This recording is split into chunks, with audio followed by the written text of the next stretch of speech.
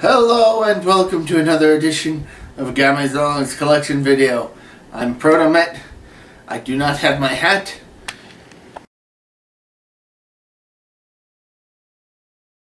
Hello and welcome to Gamezillong, and I'm Protomet, and this is a weird angle you're seeing me at.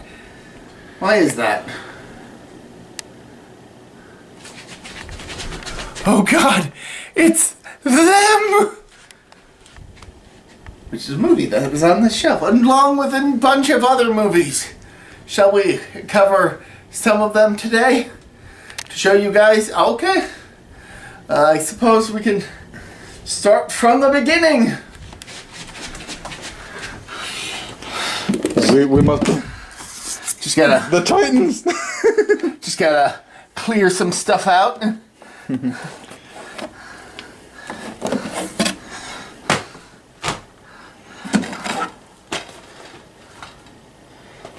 So first off, we have this sci-fi creature classics collection, which includes 20 Million Miles to Earth, The Giant Claw, It Came From Beneath the Sea, and Mothra. Them.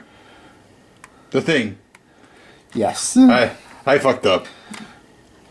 Yes, you did. Huh? Giant Claw. Yes, The Giant Claw has recently gotten a Blu-ray release, but that is included with a bunch of other movies, so we'll stick to the DVD for now. Okay. Round set 2. Give me a moment. Next movie on our collection is The Amazing Colossal Man on bootleg DVD, and its sequel, War of the Colossal Beast, on not bootleg Blu-ray. And no, that ain't our bootleg, by the way. We had to purchase it. Yes. But why is the bootleg more expensive than the Blu-ray? I do not know. And Next up we have Anaconda and Anacondas, The Hunt for the Blood Orchid. Now some of you may be questioning why a kaiju-related channel has Anaconda movies, because Anacondas are not kaijus, and you're wrong. You're wrong, okay? Alright, let's move on. Protomet hasn't had his Wheaties today. He's kind of hard. Hungry, not hungry. Anacondas! Come on, we're trying to be professional here.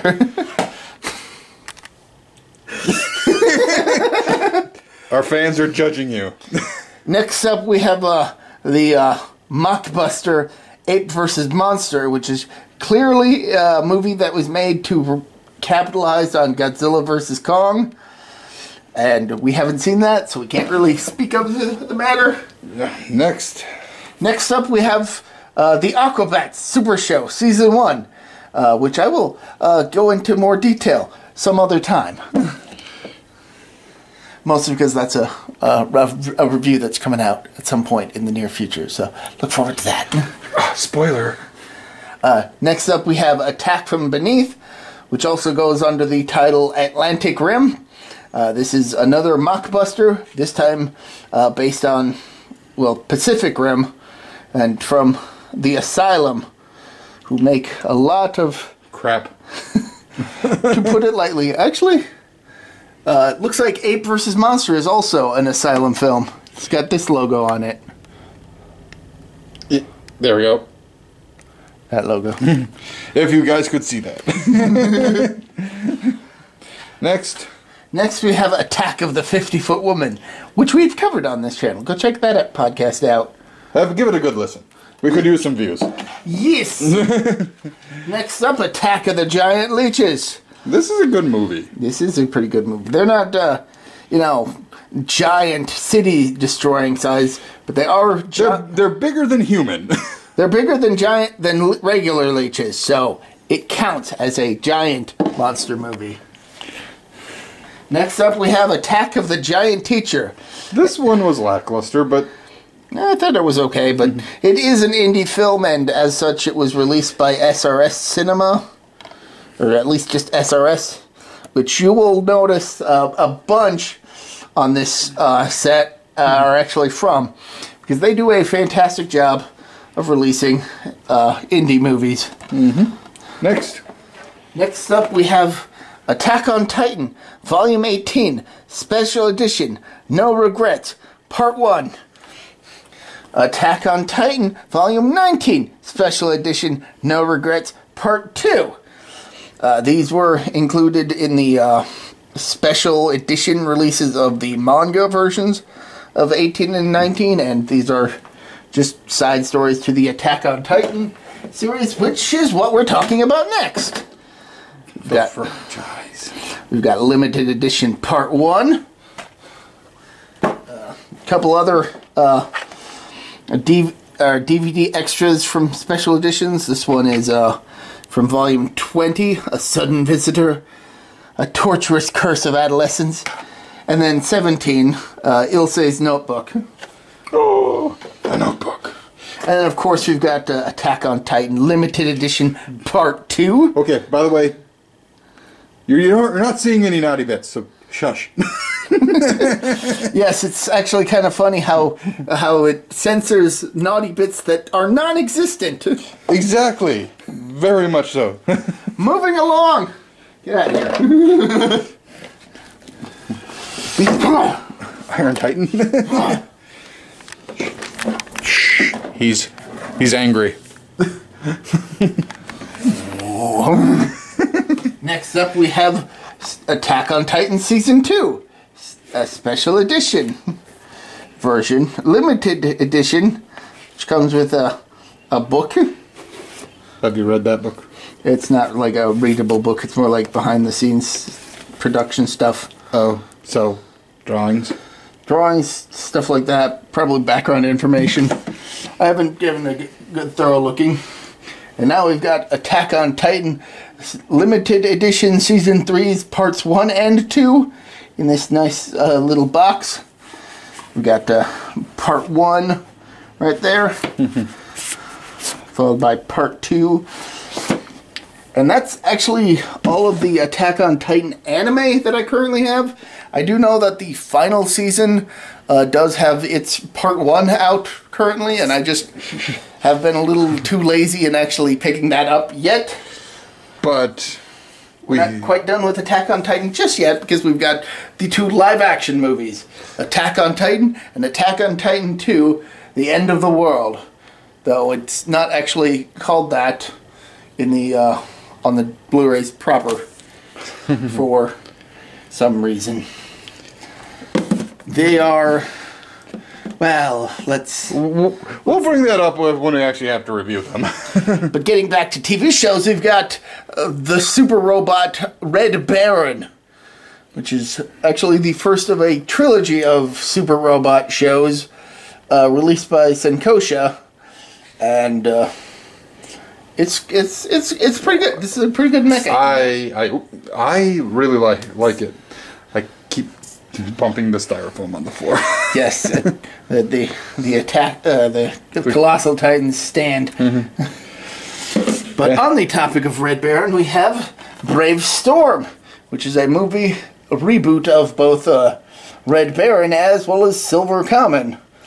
To me, it looks like real steel. Admittedly, we haven't actually watched this one yet, but all I do know is that it's kind of a modern attempt to just kind of pay homage to Red Baron and Silver Kamen and probably some other stuff. I don't know. Just pay the respect. Next up, we have Batman Ninja, which apparently has a giant robot.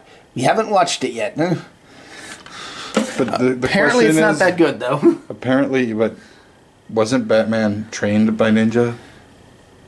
So isn't Batman the real ninja? Isn't the Batman the ninja that lives inside of us? Yes. No. We need an adult. I am an adult. Next up, we have the Beast from 20,000 Fathoms. More on that sometime, very soon. Next up, we have the Beast of Hollow Mountain, which we've covered before, and the Neanderthal Man, which is not a giant monster movie. We really only got it for Beast of Hollow Mountain. Yes. So, but this is from Scream Factory, which is a subdivision of Shout Factory, and I actually own a lot of DVDs and Blu-rays that come from Shout Factory. They do very quality work. At some point we will be talking a bit more about them, like right now, because now we've got Big Bad Beetleborgs. Big Bad Season 1, Volume 1, Season 1, Volume 2, as well as Metallics, Season 2, Volume 1, and Season 2, Volume 2. This is an attempt by Saban to capitalize on their success with Mighty Morphin Power Rangers, and first season is definitely better than the second one. Yes. Let me just say that. Yes. So we put that away. And now we have The BFG and its remake. live action remake / CGI. Yes, and this one, the remake is actually from Steven Spielberg. Fancy pants. Yeah. This is also the only version that's from Disney. And that's, that is that. Okay. And now to the other side. Move over, new guys. This is time for old territory.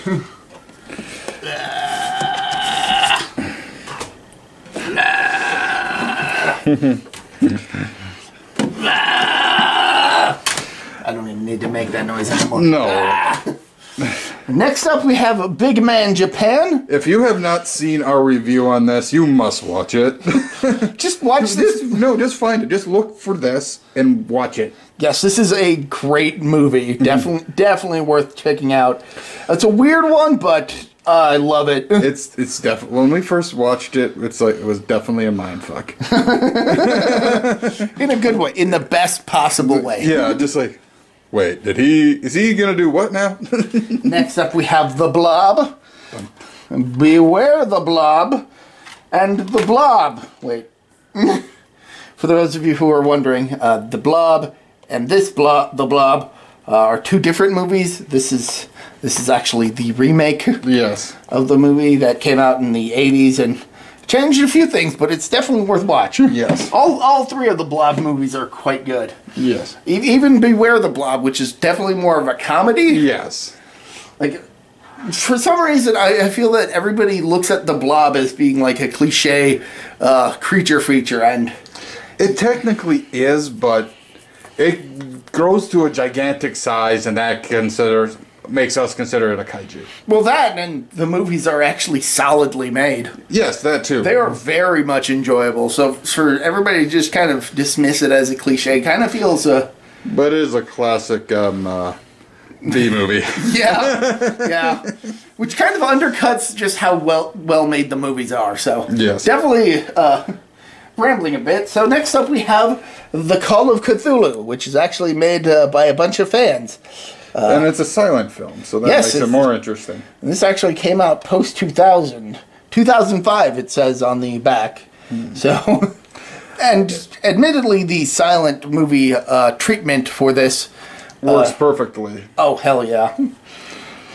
It is a You nice can't do film. you can't do things while it's playing because It's just so interesting. well, that too, and you're like, you got to read it. But it is a fairly faithful adaptation of the H.P. Lovecraft story. Yes. Next up, we have Cartel 2045. This is a weirdly bad but kind of awesome movie. Yes. Like, do not try and take this seriously. Danny Trejo is clearly on the cover. Because he's the most famous person in the movie. And we actually reviewed this a while ago. Apparently it originally came out under the title Juarez 2045. Mm-hmm. But, yeah. Yep. Next up we have Clifford's really big movie. Let's move on. Next up we have Clifford, the Big Red Dog. Let's move on. And for those of you who are wondering, yes, Clifford counts as a kaiju. I still question it, but I have to agree. Next up we have Cloverfield. This movie is good. Mm-hmm. Next up we have 10 Cloverfield Lane. This movie is good, though it's not really a giant monster movie. I think it's more of an alien invasion. Well, whatever. There it goes on the shelf. Mm-hmm. Next up, we have some Code Geass. CDs. Sound episodes, which actually came with the special edition DVDs that I bought all these years ago. Yes. I have all of the first season on DVD. I may at some point sell this to replace it with Blu-rays, because this takes up quite a bit of space. It would be a good idea. Also, at some point, I need to get around to watching the second season, because heck the ending of season 1 was... Okay, that was torture. That was just pure torture. It ended. Just like... The fact that the season 1 ended on such a cliffhanger was... Oh, it was torture. Mm-hmm. Next up, we just have some music, some soundtracks that just came with this massive set. Well, the massive set was just the box that came with the first DVD. I actually bought special editions of all 6 of them separately, and they came with bonus stuff. Mostly those discs. Yep. So. You'll go back. Be patient. Please don't hurt me. All right. Moving on.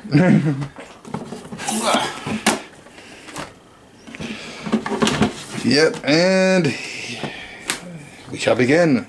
Next up, we have Colossal, which has a nice lenticular cover. I really enjoy that cover. I'm not sure how well it's translating on... It's doing pretty good. Okay, good. Because I'm only able to see it from like one perspective on my end. So I was... This is a great movie.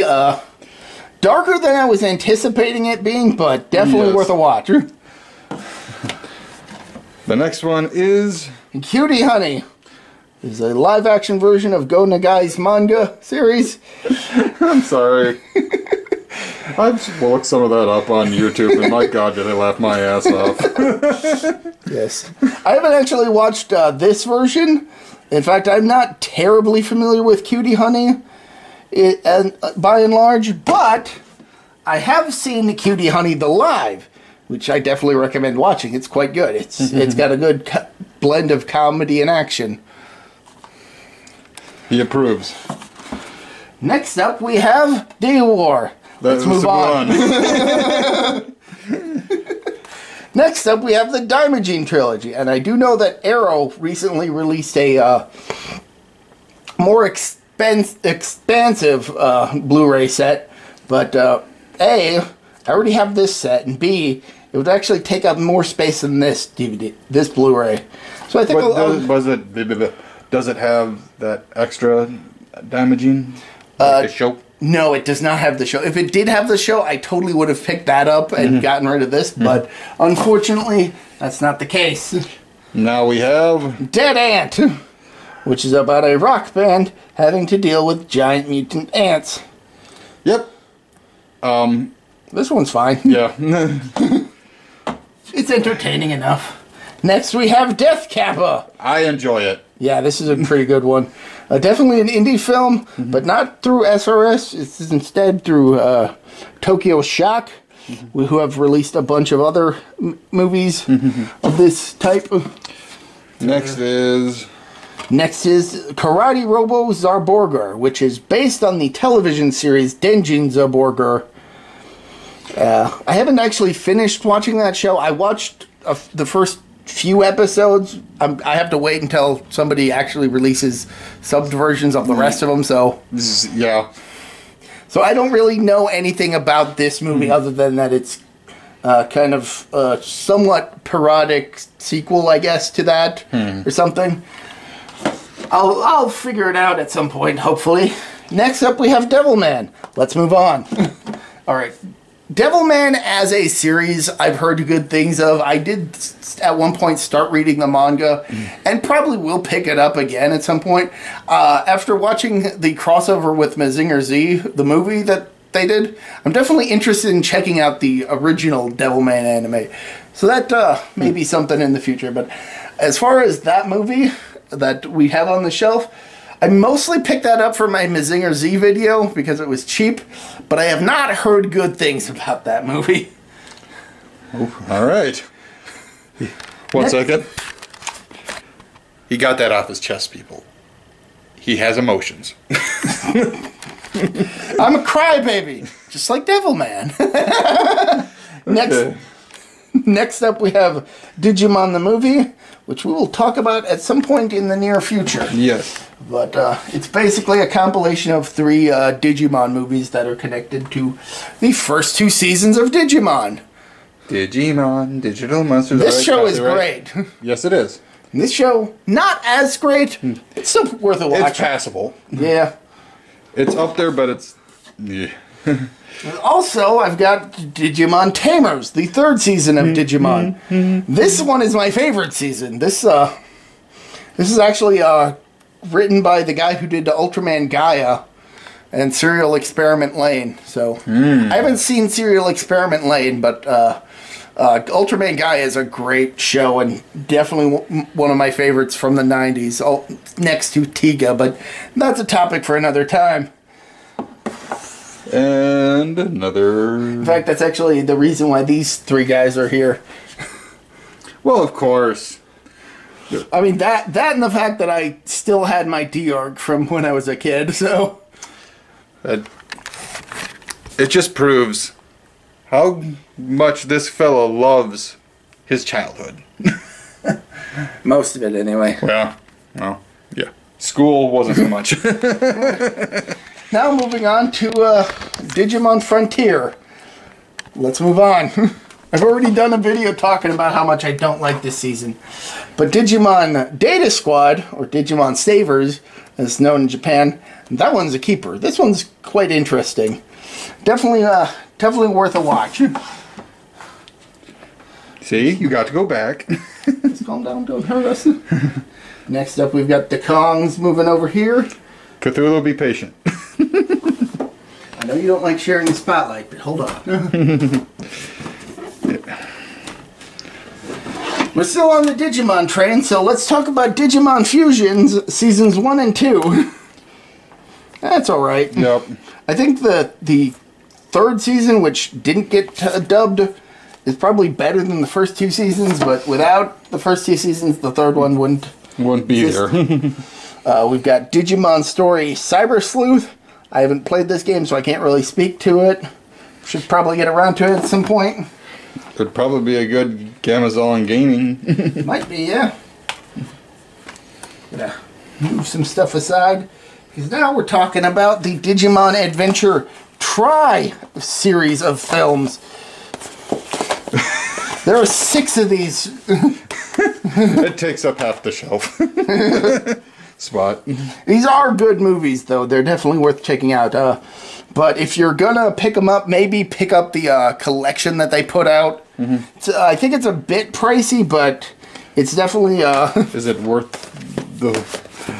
I don't know for sure, but it probably saves you some shelf space. And then here we've got Digimon World Next Order, which I haven't played, so let's move on. I do have fond memories of the first Digimon World, even if I wasn't very good at it. I guess I was more a Pokemon guy. Next we've got Digimon Adventure, Last Evolution Kizuna. I haven't watched this one yet. The difference between Digimon and Pokemon, ladies and gentlemen, is the characters' age. Yes. See, look. Sorry, gamer. Yeah, that's fine. These are the same guys. These are the same guys. Start. End. End. And then they decided to reboot it with that new Digimon Adventure, which I haven't seen yet. I should get around to that at some point. That and Ghost Game, or whatever it's called. Next, we've got Dinosaur Hotel. I don't really know much about this, so because we haven't watched it yet. You will kind of notice that there are a bunch of movies that we haven't yet gotten around to watching yet. Thankfully, Dinosaurus is not one of them. This one's a pretty entertaining dinosaurs revive in modern day type movie. Yep. Although it probably is the main reason why Neanderthals are portrayed so dumbly. Yep. Who knows, maybe that was a thing that was already set up. Next we've got The Vision of Escaflowne, which is an okay anime. It's definitely more medieval than mecha, There's mecha, but story is more. It's an interesting blend of it. The story is definitely where you're going for, but even then, I think it could have been better. I have vague memories of watching the movie, which may have been better, but I haven't watched that in years, so... And I don't have it yet. But instead, we've got Eight-Legged Freaks, which we've talked about. And honestly, I didn't think I was going to enjoy this one. But no, this one's a fun movie. Yep. Definitely worth checking out. And... we've got Neon Genesis Evangelion. Okay, little story about this set. This particular set. Lucas told me to just watch like 2 discs and see if you want to watch the rest. So, at the time we were working together, he lent me 2 discs, and I ended up going to a different job site than he was. So I could not give him back set 1 and set 2 for the longest time. Yes, these 2 over here, not... Oh, over there. Didn't get him. See? Those 2. And, he finally let me the rest, and I'm like, this show is fucking awesome. And then I bought him a copy of this set. Yep. I do know that they've got a Blu-ray set out now that also features the movies, which we'll be getting to, but I do not know if that set includes the recent Netflix dub of the series, or if it has the original ADV dub. It's a mystery. At some point, I may pick it up to find out. Maybe for shelf space reasons, but who knows? I don't right now. Just calm down, Cthulhu. It's just for a little bit. Eat Stay Puft Marshmallow Man. He'll come back. Whew. It is hot out. I'm sweating on the storm. Yes, it's... This is unfortunate. Hey, we could not plan the time that... This was my idea. Yes. So next we've got Evangelion Death and Rebirth, which features the films Death and Rebirth and The End of Evangelion, which is certainly something that, even if you've watched the show, you're probably not ready for. No. It's weird. It is. It's messed up. It is the end of Evangelion. It sure is. Next up, we've got Evangelion 1.11 You Are Not Alone, which is the special edition of Evangelion Rebuild 1. Rebuild of Evangelion. We've also got Evangelion 2.22 You Cannot Advance. Once again, special edition. He likes the special editions. Evangelion 3.33 You Cannot Redo. And unfortunately, I do not have the final Rebuild of Evangelion movie. These movies are an interesting reinterpretation of the original Evangelion, with a lot of changes made, specifically from the second movie onward. So they're definitely worth checking out. At some point, we'll probably do like a long podcast covering the whole series, or just a series of them. I don't know. It depends on our moods. Yeah. Next up, we've got The Flying Serpent, which broke. What the hell? It's okay. This was probably just a piece that got knocked loose when we tossed it for the for our Q video. That's right. For the record, this is not a terribly great movie, but it's an okay movie. It's not really a giant monster movie. I mostly just got it because Q was technically a remake of it of sorts. But yeah. And now it's time for Garo. We've got collections 1 and 2 of the original series, or season 1 as we were. That series is dark. Yes, but also incredibly stylish. It's created by Keita Amamiya, whose art design I absolutely love. In fact, there are some stuff on these shelves that I've picked up, mostly because he worked on them, like the Hikaider and Zayram, which I haven't even gotten around to watching yet, but they're definitely something I'm going to check out. Next, we've got the special Kiba the Dark Knight, which is a tie-in to Garo, set during the final episodes. We've got the special Beast of the Demon Knight, which is set between the first 2 seasons and originally aired as a two-part TV special across 2 nights.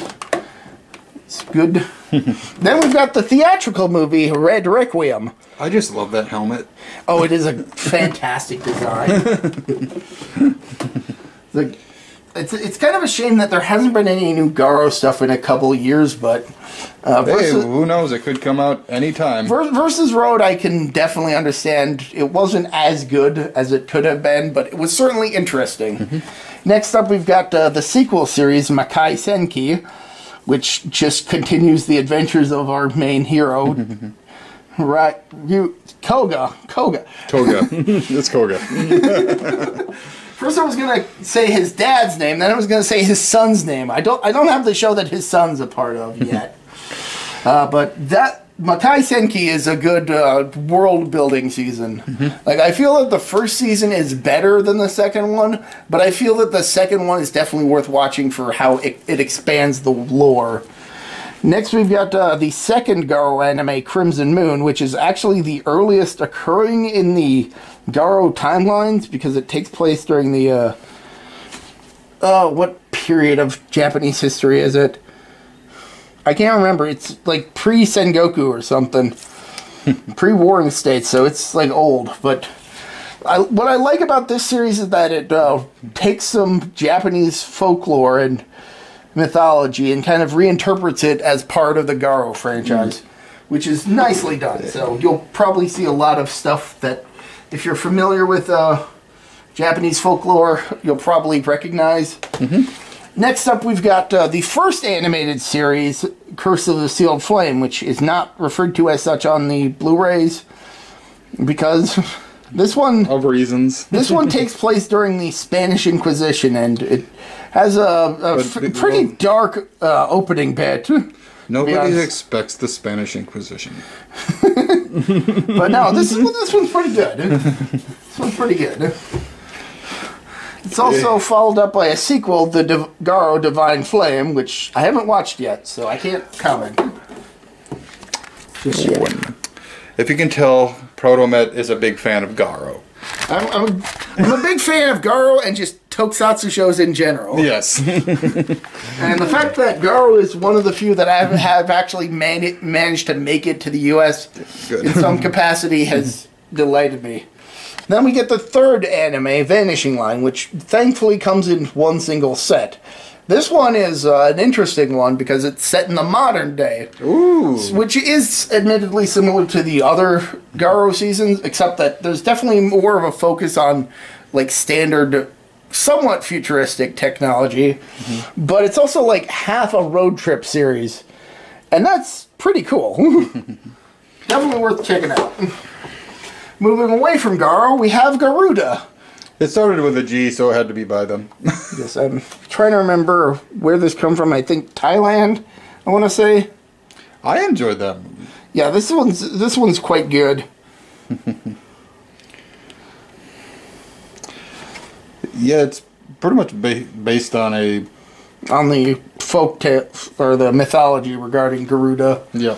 But with a darker twist. To the other shelf. These guys are okay. Yep. Especially that Dada. Yes, don't piss off the Dada. He's also Mothra's there.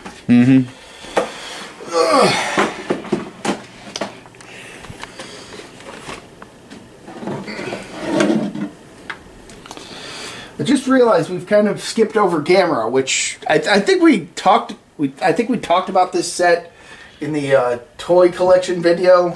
I think we talked about the Godzilla. Right, I was going to get to that. I just figured we'd talk about Gamera since I didn't have it on the shelf proper. I ended up skipping over it. Like I said, I think I talked about it in the first toy collection video, but maybe. But I was actually quite lucky to get my hands on a copy of that because apparently there were a bunch of other people who pre-ordered it even before I managed to, who just did not get their copies. So I'm glad that I was lucky enough to get a copy of that. Sorry for the strange camera angles. I'm the cameraman. I was trying to get mine, but I was too late. And They were selling them, but I'm not gonna pay $500. Yeah. Yeah, those price gouges and all that. Let's move on. Yep. Next up, we've got Ghostbusters on DVD. This one is a good comedy film. Yes, it is. Why don't I have the sequel? Because it's not a kaiju movie.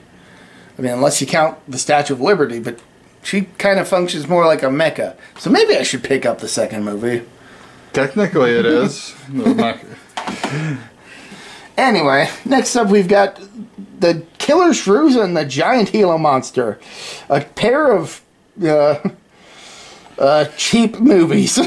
Yes, very cheap. Also, these are the first time in color, which means that you have the option of watching them in black and white or color. What's the point of watching them in color?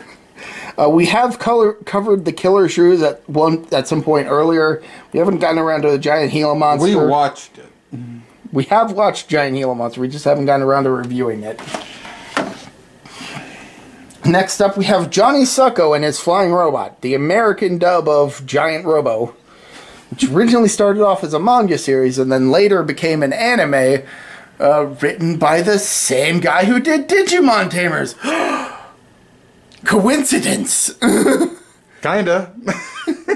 But yeah, no, this was one of Toei's earliest tokusatsu shows, and it's actually part of the reason why giant robots in general have, like, big shouted-out attack names in Super Robot shows. Well, Giant Robo is the thing that pretty much started the mecha. Well, not quite. I mean, he was kind of one of the first ones. One of the first ones, Yeah. but the author who made Giant Robo actually started the whole mecha genre, mostly with Tetsujin 28, or Gigantor here, if you live here in the U.S. I don't have Gigantor yet. Yet. Getting my hands on the original anime series for that is a bit difficult, but yeah. And to complement that, we have Voyage into Space, which is basically a compilation film that takes some episodes from Johnny Socko and compiles them into a single movie.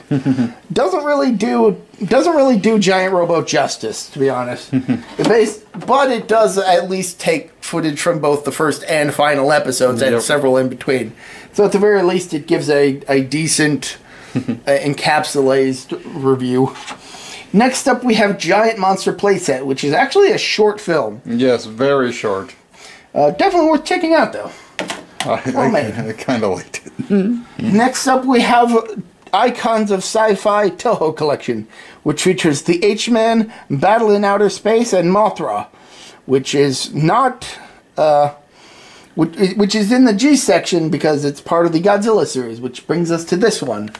The Criterion Collection Blu-ray set. Definitely worth picking up.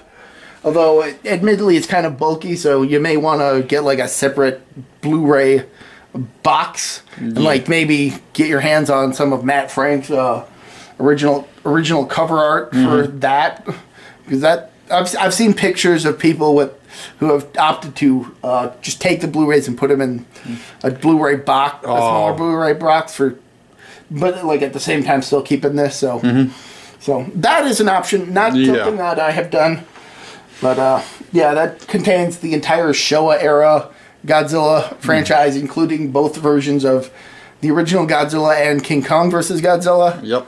So definitely worth checking out. Next up, we've got Rodan and War of the Gargantulas, which is actually part of the Toho Master Collection, which also included a bunch of other early Godzilla movies, but not all of them.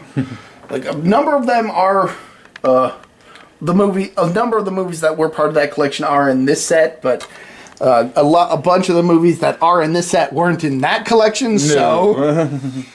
So if you want to get a good, nicely compiled Godzilla set, this is a good option. That's what you want. But on the topic of Rodan and War of the Gargantuas, these ones are good movies worth checking out. You're making me look bad. Stop embarrassing me in front of the internet, DVDs. Next up, we have The Mysterians. Wow. This one is another Toho film. This one released by Tokyo Shock, who we've talked about previously. And I think some of the coming ones are also Tokyo Shock ones. So these guys do a pretty good job of bringing over some good Toho non-Godzilla films, such as Varan the Unbelievable, which is actually just taking the English name and applying it to the original Japanese movie, which probably causes a bit confusion, because Daikaiju Varan is a good movie. Varan the Unbelievable, however, not so much. Yeah. This one is... that was our very first kaiju review. Yeah, we definitely learned some stuff about YouTube and editing with that one. Mm-hmm. We've carried on from this day, and hopefully we've gotten better. Mm-hmm. Hopefully. Next up, we've got Matango, which is definitely worth watching. Not a giant monster movie, but it's a very well-made horror movie. Exactly. Good body horror movie. Mm-hmm. It's like an evil, twisted version of Gilligan's Island, which we've talked about when we reviewed it a few years ago. So definitely check that out. We've also got Atragon, which is another... This one's a movie that kind of has a giant monster kind of slapped in there, but it's at least better incorporated than some other movies that have just slapped in giant monsters. And I admit, the plot of this is pretty good. Apparently it's based on a series of radio dramas, which I think are lost media. If they're not, somebody hook me up. I want to listen to them. Next, we have Dogora, which is kind of a heist movie mixed in with a giant space monster movie. It's a nice blend, though. Yes, it's interesting. Definitely something we'll talk about at some point. And next is... Frankenstein Conquers the World, which War of the Gargantuans is a sequel to. Mm-hmm. And this one is... Oh, this one's a great movie. Oh, yes. In our first appearance of Baragon. Yes. It was becoming a classic in the Godzilla franchise. Definitely worth checking out that movie. And the fight scenes between it and Frankenstein are very well done. Yes, it is. It's nice to see a barely costumed giant monster in the form of Frankenstein. That's well done. Next, we have Latitude Zero, which, like Atragon, is based on... Actually, I think Atragon was based on a novel or something. I think Latitude Zero is based on the radio drama. Again, hook me up. But this one is definitely more of a sci-fi fantasy film, and we got the Griffin. Yeah, we got the Griffin. We've got Cesar Romero as a villain. We've got like a mix of Japanese and American cast. Oh, it's a great movie. Mm-hmm. Definitely worth checking out. I think this has both both the Japanese and U.S. versions of the film. So definitely worth checking out. I think some cuts or additions or something. Next, we've got Space Amoeba, also known as Yog. Yog something. All I can remember about the alternative title is that it has Yog in the title. But this one's a decent giant monster island film. Handled a bit better than some of the Godzilla Island films. Yeah. Next up, we've got two volumes of the Toho Collection's Godzilla animated series from Hanna-Barbera. Recently, the official Godzilla YouTube channel has been putting out the second season of this series, so definitely check that out. It's probably a lot cheaper than actually buying the third volume, which I do not have because of how pricey it is and how late I bought it. I bought these pretty late, and by that point, yeah. So next up, we've got Godzilla 1985, which is in the wrong spot because it's supposed to be preceded by Godzilla 1984, aka The Return of Godzilla. Basically, these are the same films. I have this on VHS because it doesn't have an official DVD or Blu-ray release, and this is actually one I had from my childhood. And they're fine films. Yeah. They're fine films. Not really my personal favorites. I prefer some of the later Heisei films, but this one is the earliest of the Heisei films, and this one decides to include Raymond Burr from the U.S. version of the first movie to kind of act as a sequel to that. I'll have to rearrange the shelves after all this is done. That's fine. That's on me. I don't know how long it's been like that, and that's... Does it bug you? It bugs me. It bugs me immensely. Now, we're at the final one for this video. I'm gonna skip over the last DVD on this Blu-ray on this shelf because I didn't realize that VHS was out of order, and thus would have moved that to the next shelf. And plus that's gonna be the start of a whole heap of trouble for us. Oh no! We're gonna, but like good trouble. Okay. We're not gonna get in any. Just gonna set that aside. Don't worry about it, because now we've got Gunhead. Woohoo! Now this is a great sci-fi action movie, somewhat post-apocalyptic. This one is included in the Godzilla set because originally was conceived as a Godzilla movie, or at least there was a treatment that had it featuring Godzilla facing a giant supercomputer, and that got edited out during the scripting process to technically make this a standalone film, but it's definitely worth checking out. Oh, yeah. I think this might be out of print, which is unfortunate because this is definitely worth checking out. At some point I got to get around to reading the manga that I have, but that's a topic for another video.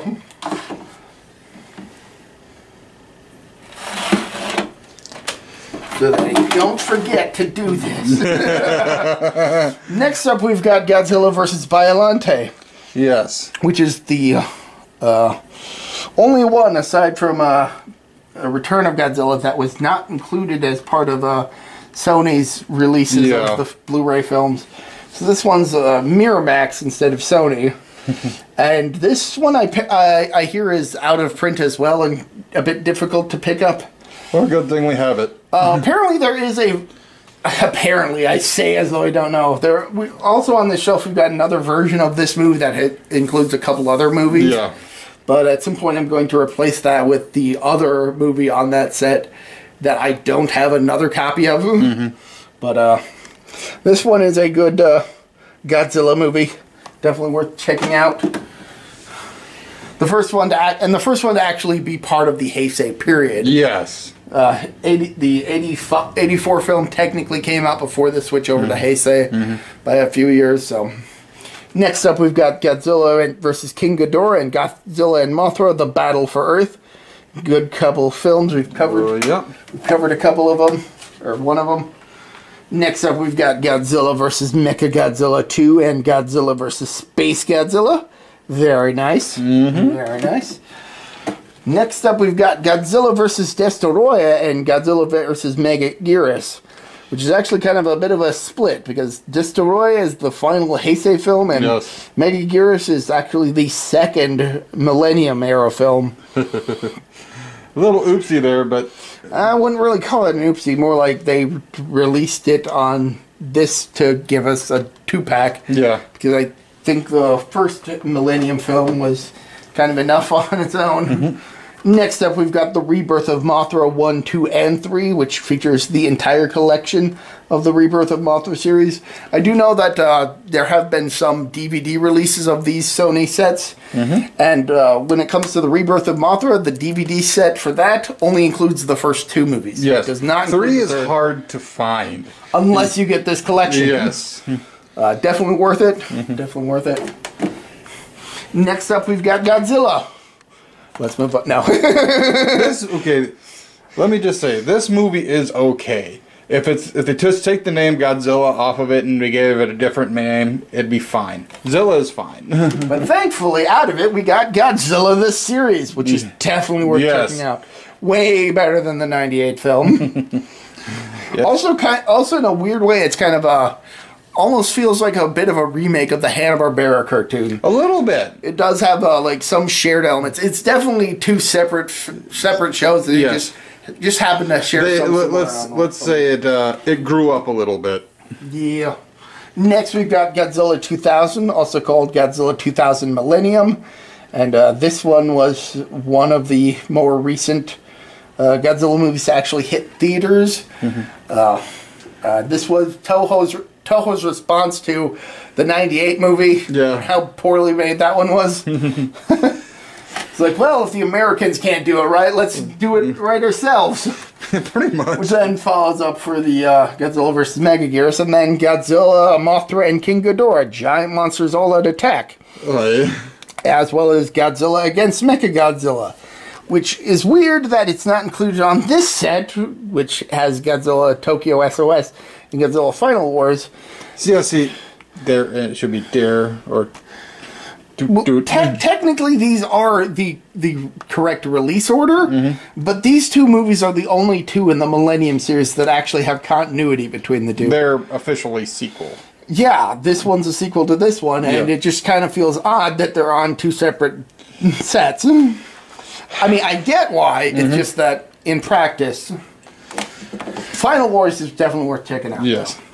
Next up, we've got the 2015 PlayStation 4 Godzilla game, which it's fine. It's a good monster destruction game.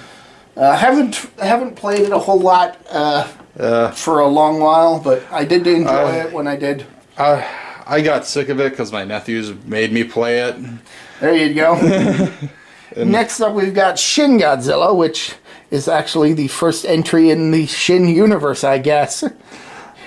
Because it's... Is there more Shin stuff going to be happening? Well, I know there's Shin Ultraman and... Which is currently out. Not available in the U.S. just yet, but there's also Shin Kamen Rider coming out.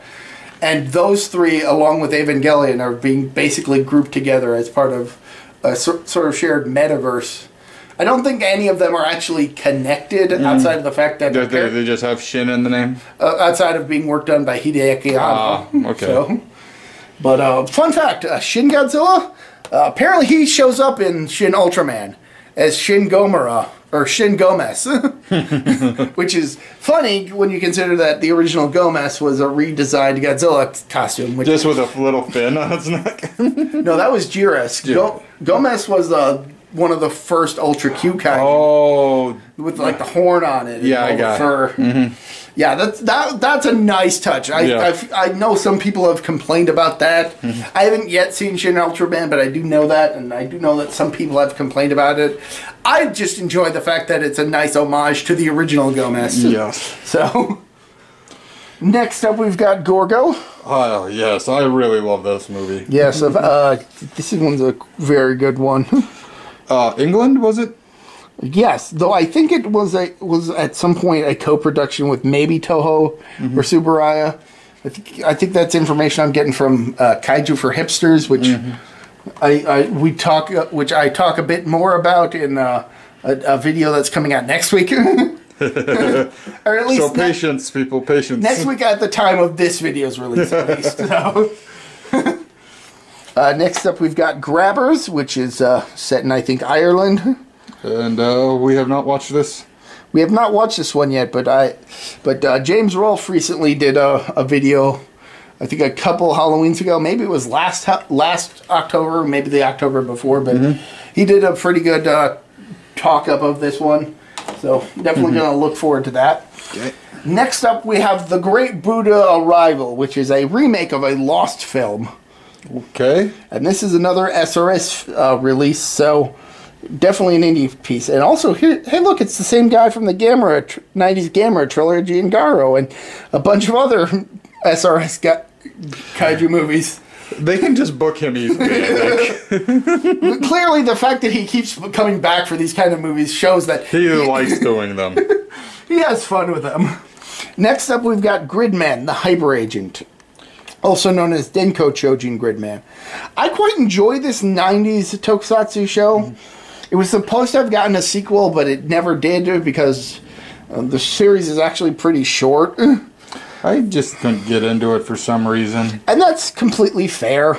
That's completely fair. At least I gave it a shot. Some people might not like the design or something and not even give it a chance. Right. I think it's surprisingly prominent or prescient in the modern day because now everything's connected to the internet, and that's basically what Gridman has going for it. But on the US side of it, we've got Superhuman Samurai Cyber Squad Volume 2. I don't have Volume 1 because that is either non-existent or super expensive, which is a shame because you can totally buy this set for super cheap last I checked. But Volume 1, can barely even find it. But this is the American release of American adaptation of Gridman, and featured what was it, Matthew Lawrence, who is one of the Lawrence brothers who were big in the early '90s, and this one's pretty good. It's good enough that it even gets referenced in SSSS Gridman, an anime adaptation based on the original Gridman, and kind of taking some elements of the canceled sequel to Gridman. Oh, okay. This one is definitely a lot more thought-provoking of the series. Really well made. I definitely recommend checking it out, even if you're not a fan of the original Gridman. Though it does feature a number of references to both Gridman and Superhuman Samurai Cyber Squad, including the initials, which are technically in there. But definitely worth checking out. It was good enough to get a sequel in the form of SSSS Dynazenon, which I watched within the past year. They actually have a mech? Yeah, well, there was a mech in the original Gridman, and this one is not the same mech, but it is definitely inspired by that mech. Wow. And this one's pretty good. It actually ends up tying into the original Gridman, much in the same way that the SSSS Gridman does. And that, I actually picked this up yesterday as of filming, so... Wow, okay. I wanted to get it for this review because I wanted to move the last of the stuff off of this shelf and save it for the next time. So next time we're definitely gonna let you know about any updates to this top shelf. But next time we're gonna start on Gundam. So stay tuned to that whenever we get around to doing that. So until next time, I'm Protomet. I'm Tank. See ya.